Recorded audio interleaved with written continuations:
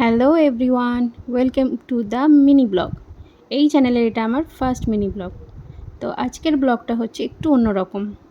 তো এখানে আমরা দেখতে পাচ্ছ যে জায়গাটা, তো এখানে আমরা চলে গিয়েছিলাম একটা অ্যাড শ্যুটের জন্য, যেখান থেকে আমার মেয়ের কল এসেছিলো সেখানে। তো আমরা ওখানে কিছুক্ষণ গিয়ে ওয়েট করার পর তো চলে আসা হলো মেকআপ রুমে। এই যে ম্যাডাম বসে পড়েছেন মেকআপ করার জন্য। এতটাই বিজি যে হাত নাড়ারও সময় নেই ম্যাডামের। তো ভীষণ মজা নিচ্ছে, কারণ ও মেকআপ করতে ভীষণ ভালোবাসে। বাড়িতেই মেকআপ করতে চাইছিল, কিন্তু আমি বললাম তুমি মেকআপ করো না, কারণ ওখানে গেলে তোমার মেকআপ রিমুভ করে ওরা নতুন করে মেকআপ করবে।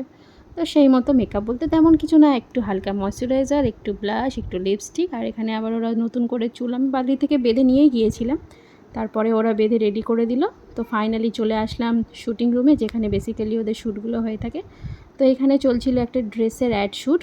তো এখানে দেখিয়ে দিচ্ছে যে দিদিটা ছিল ওর, তো কীভাবে দাঁড়াবে, যেহেতু ওর ফার্স্ট টাইম এটা, সেরকম কোনো অভিজ্ঞতা ছিল না।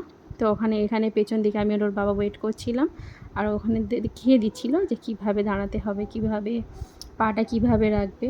তো সেইভাবে শ্যুট করছিলাম, আমি দেখছিলাম এখানে দাঁড়িয়ে।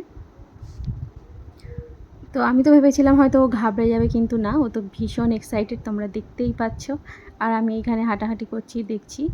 তারপরে সামনে দিয়ে, সাইড দিয়ে, ব্যাক সাইডে, সব দিক দিয়ে ভিডিও শ্যুট করা হলো। তারপরে এখানে এই যে চলে এসেছি, ওয়েট করছিলাম, কিছুক্ষণ ওয়েট করা হচ্ছিলো। তারপর গার্জেনদের সঙ্গে মিটিং ছিল, তাই যে এখানে ডান্স শুরু করে দিয়েছে ম্যাডাম।